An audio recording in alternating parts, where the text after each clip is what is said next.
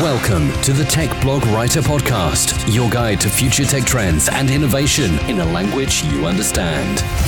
Now, over to your host, Neil Hughes. Welcome back to the Tech Blog Writer Podcast. Today, as soon as I get my laptop out and microphone ready to record another show, some guys decided to mow the lawn outside. Not the greatest timing, is it? But we'll power on through regardless.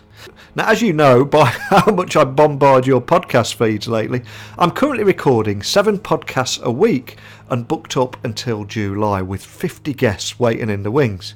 But I love what I do and how just with a computer and a microphone we can share a conversation all around the world in minutes. And that still blows my mind, but I seldom stop to look back at how far we've all come together. So a few days ago I realised that in the last 7 days I've spoken with Adobe, Microsoft, IBM and Sony and over 400 startups in the last 2 years. But then I received a tweet from a guy called Nippon in Australia and he sent me a direct message saying, "Neil, I drive to work and when I listen to your podcast it's about an hour's drive, so I get plenty of time to enjoy 2 or 3 episodes of yours a day." And he goes on to say that he was looking for tech podcasts on Spotify, randomly clicked on the podcast in the search results, and he's since found himself continuously listening to the show. He said the show's really helpful, motivational in reaching life goals, and he loves it when I say work hard and stay humble. After talking with over 500 tech leaders on this show, many people ask me what are the most common theme from guests. And it's quite simple. They all use tech to solve real problems, bring people together, and more than anything, they work hard to make it happen. But at the very core, they remain humble throughout. Even if they've just sold their company for $2 billion. So that's the secret sauce, folks. It's not about fueling your ego and speeding around the streets in Lambos. As Jim Carrey recently said, I wish everyone could become rich and famous for just a few weeks, just to see that it's not the answer. And I think that's so true. So Nippon, a huge thank you for messaging me. This show is all about the guests and how we can learn from their lessons, and it's also about how they're using the latest technology. But more than anything, it's about each and every one of you listening, wherever you are in the world. I love the power of the universe and how from hitting record on my computer here with some guy mowing his lawn in the distance here in the UK, that on the other side of the world in Australia, Nippon was faced with a 1-hour commute to his job. He's looking for tech podcast, and then in Spotify he randomly clicked this podcast from the search results. And now we're connected. I mean, how cool is that? It's a great example of how technology is bringing us all closer together. Now, after spending a week in the company of tech giants, Microsoft, IBM, Adobe and Sony and co, I think it's crucial to look at the tech giants of tomorrow and how they're going to disrupt the world of tech and beyond. So today I'm excited to read about ChronoBank because they've announced the launch of LaborX, which is the first complete blockchain-based job platform in the world. And as part of ChronoBank's HR ecosystem, LaborX will give job seekers and companies the tools that they need to transact quickly, safely and easily. Now this one has it all: artificial intelligence, blockchain, HR startup, disruption and even crypto. So if you love technology, you should love this one. So buckle up and hold on tight as I beam your ears all the way to St. Petersburg so we can speak with Sergey Sijenko from ChronoBank. So a massive warm welcome to the show. Can you tell the listeners a little about who you are and what you do?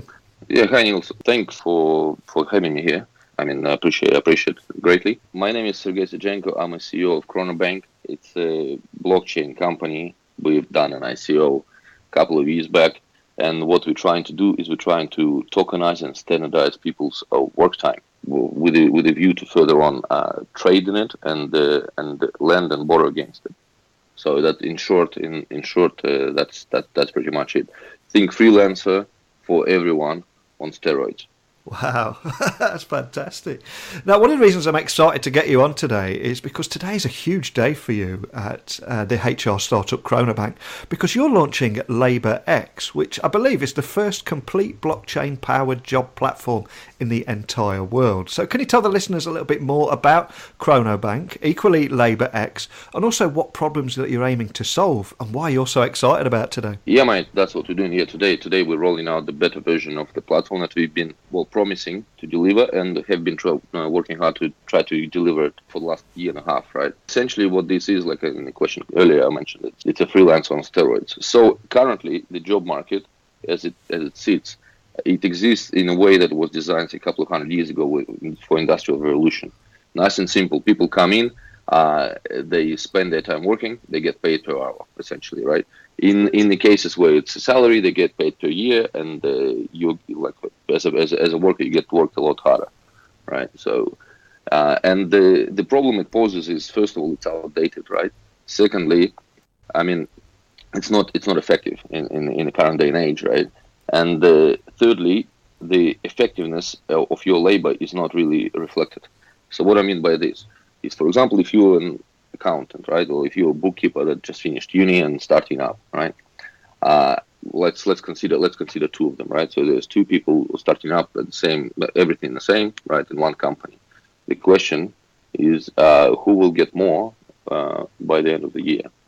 The current answer to the question is whoever sucks up to the boss more, right? Yeah. So in other words, instead of being a professional, you become a professional at sucking up to the boss, in effect, right? So and that's the truth.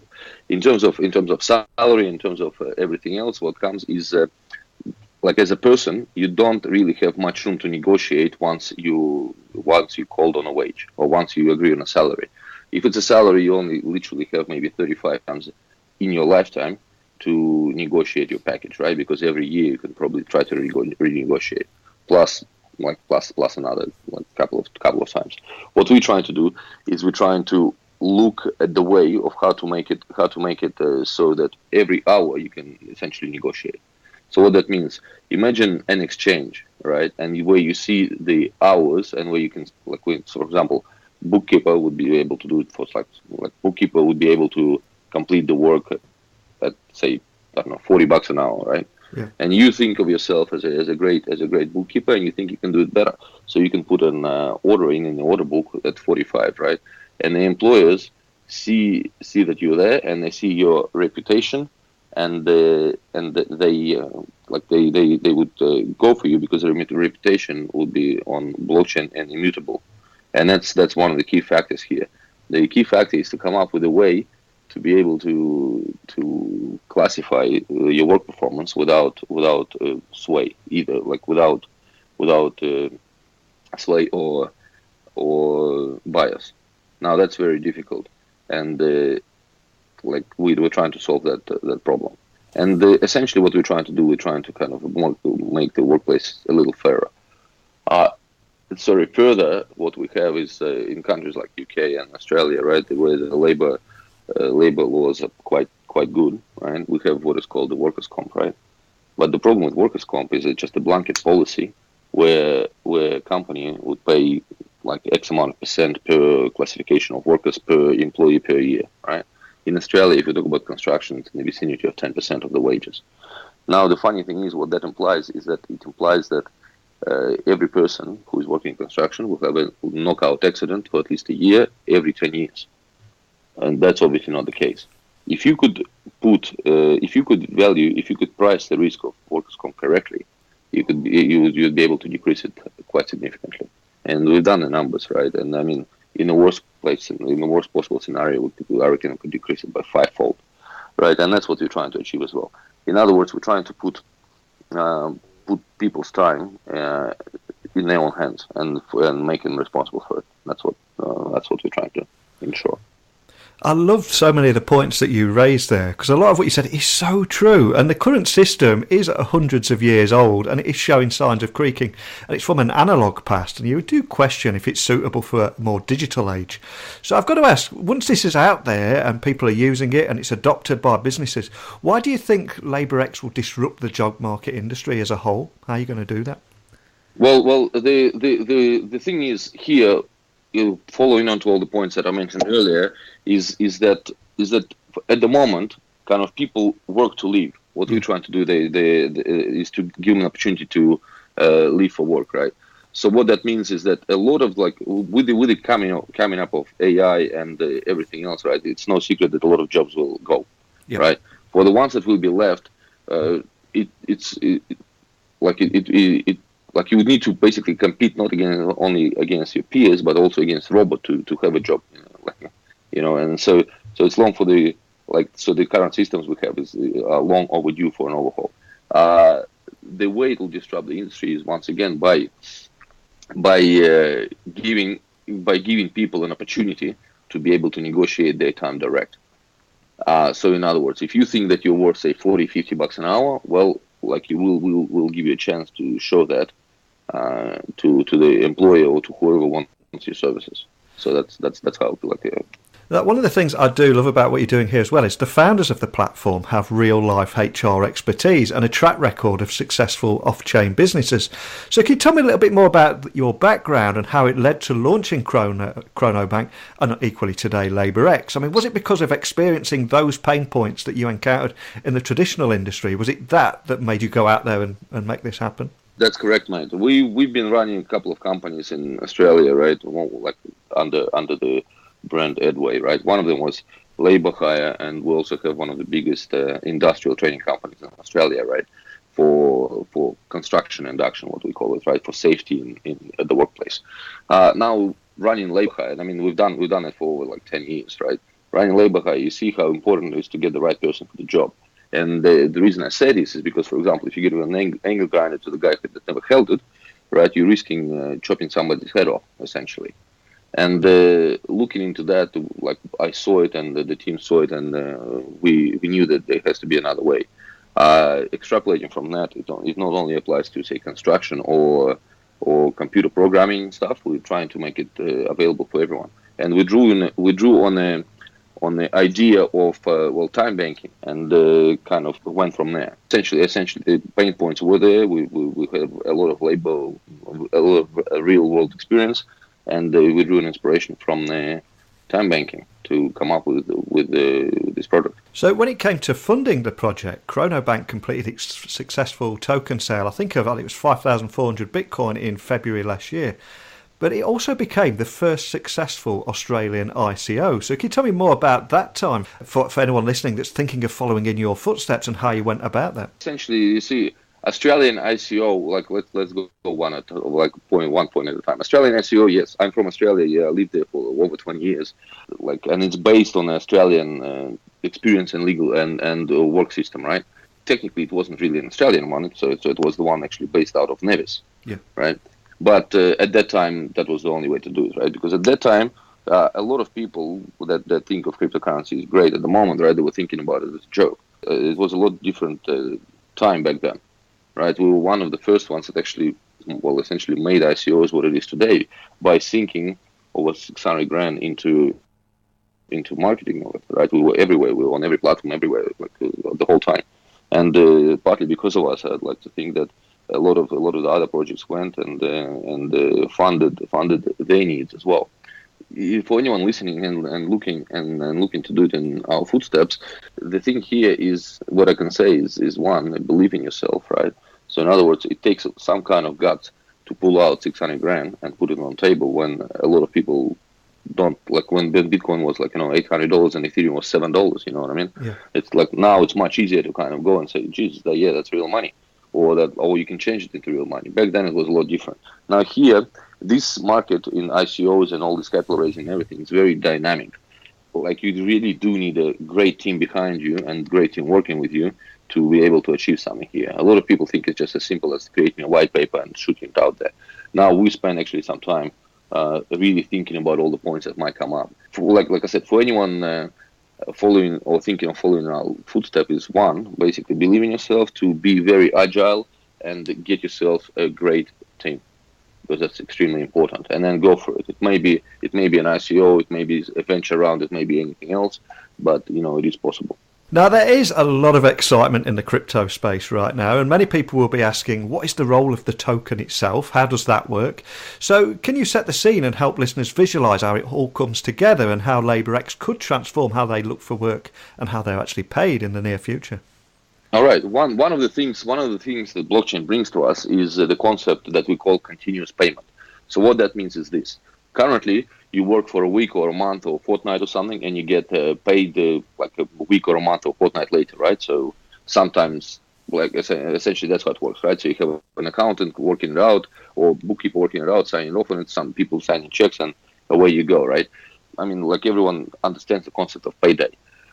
Imagine if it was possible, as you look in your wallet, as you are at work, you get paid continuously. So what I mean by that, imagine if you come in, your wallet is empty, you start working after 2 hours, you see, and you already have a wage for those 2 hours in your wallet.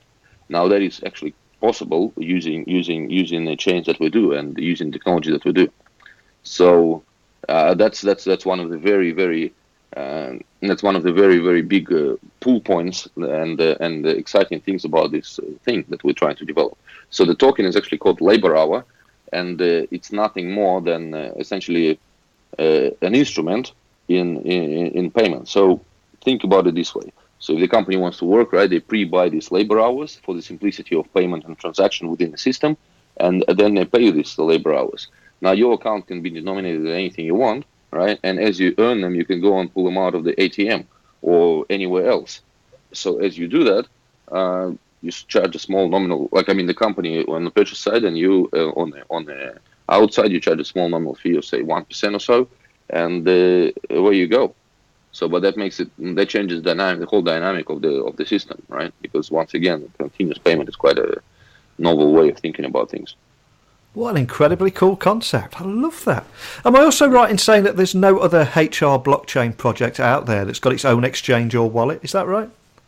That's correct. There hasn't been, to tell you the truth, there hasn't been too much HR projects in the space. Yeah. And the reason is a lot of people, for example, in technology and everywhere else, right? They concentrate on the spending side of things, right?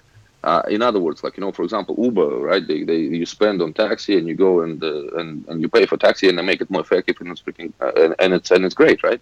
Not a lot of people concentrate on earning side of things, and which surprises me greatly. Because together, and if there was a lot more companies there, we'll be able to come up with a better product.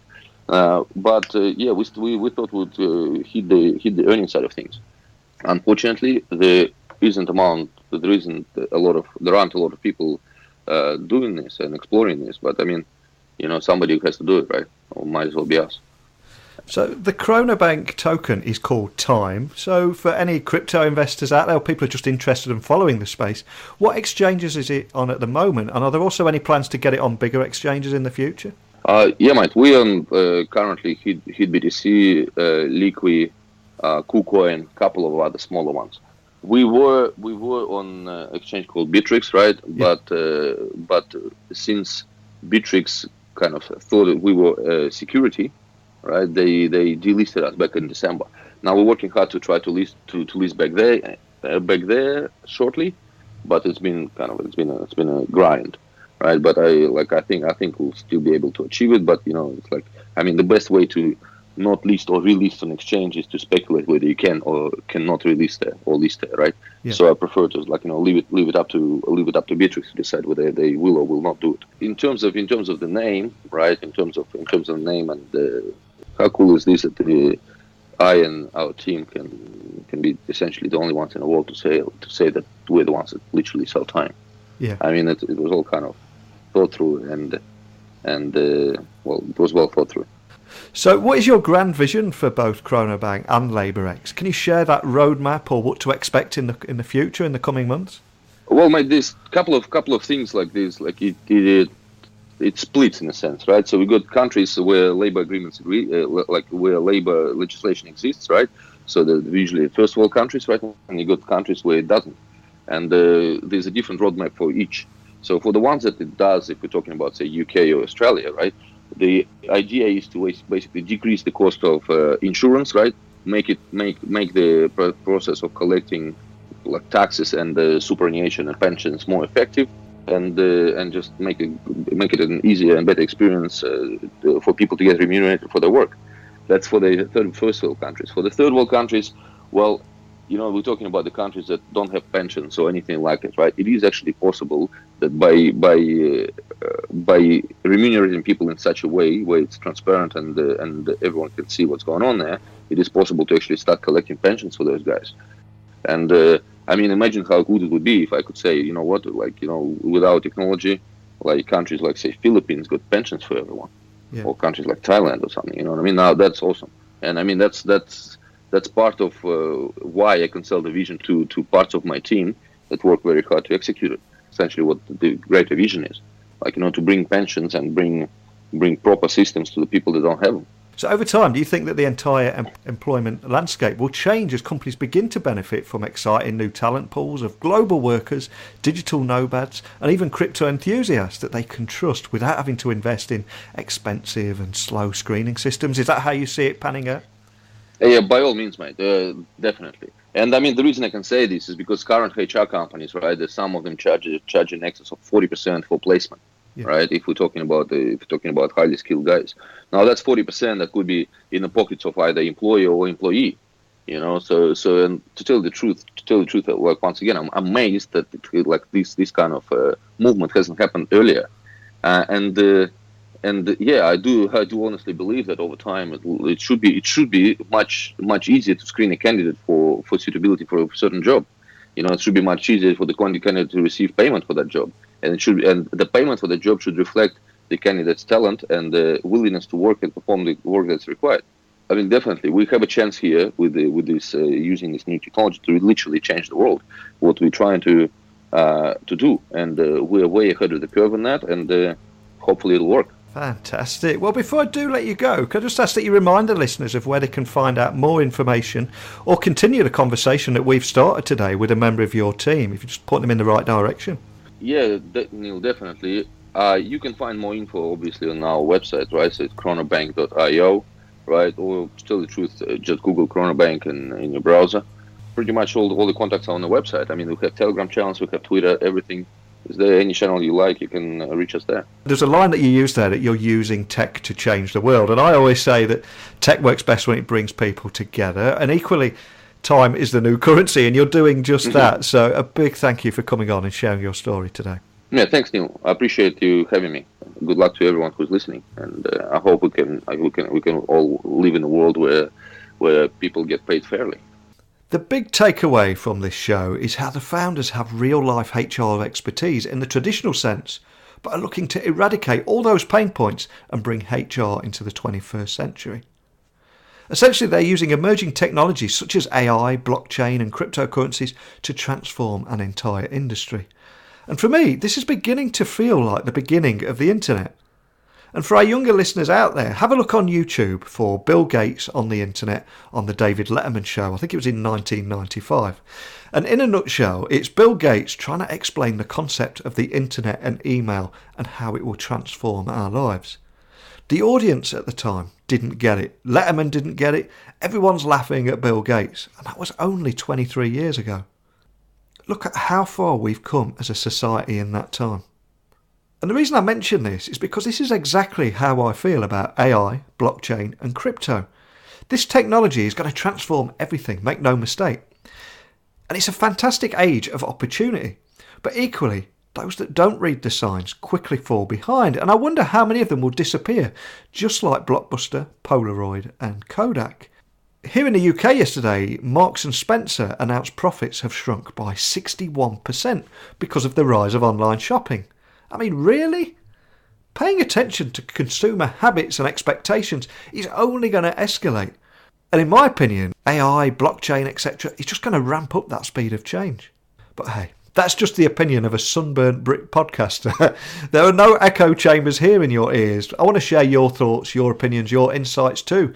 So let me know your comments, counter-arguments, or just tell me where you listen to the show and how you found us by emailing me at techblogwriter@outlook.com or tweeting me at Neil C. Hughes. Tomorrow I have Adobe lined up and they're going to talk about how they're going to acquire Magento for $1.68 billion. But I'm going to sign off now and say a big thank you to each and every one of you for tuning in. Keep working hard, always remain humble, and until next time, don't be a stranger. Thanks for listening to the Tech Blog Writer Podcast. Until next time, remember, technology is best when it brings people together.